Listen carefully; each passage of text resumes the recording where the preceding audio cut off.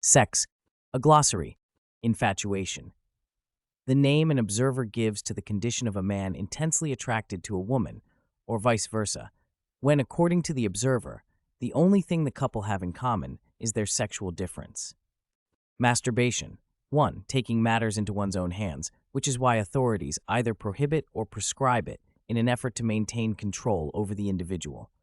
2. The primary sexual activity of mankind, in the 19th century, a disease, in the 20th, a cure.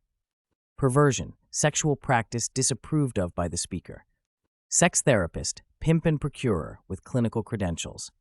Love, the desire to merge lives yielding at best companionship. Lust, the desire to merge bodies yielding at best copulation. Marriage, 1. The desire to merge both bodies and lives, yielding, as a rule, the sacrifice of copulation for companionship or vice versa. 2. The state or condition of a community consisting of a husband, a wife, and 2 victims, making in all 2. Formerly, young persons who engaged in sexual acts were called promiscuous. Now they are called sexually active. As this example illustrates, it is virtually impossible to speak about sexual conduct without blaming or praising it. The same is true, of course, of all human behavior that really matters. One can teach a person to eat dietetically proper meals, but one cannot teach him to be a gourmet. Similarly, one can teach a person to perform sexually, but one cannot teach him to be erotic. Pornography is to sex as vulgarity is to language. There are 2 sexes. They could be called complementary, but are called opposites. Is this not more revealing of the true relations between the sexes than the whole lexicon of love? One of the most powerful aphrodisiacs is the anticipation of erotic embrace with an absent beloved. It combines affection, lust, and novelty with the promise of fulfillment. The pleasurable exhilaration so generated is the very opposite of the dull and distasteful sensation of obligation engendered by the unremitting presence and availability of the partner, however beloved and sexually attractive. Traditionally, men used power to gain sex and women's sex to gain power. The new ethic of equality between men and women must come down to one of 2 things. Either, as the Romantics hope, that neither men nor women will use power to gain sex, or, as the realists expect, that both men and women will use power to gain sex, and sex to gain power. Why is the sexual arousal and release of women more interesting, even for women, than the arousal and release of men? Because the process is visually not so obvious, leaving more to the imagination, which is the ultimate source of sexual curiosity.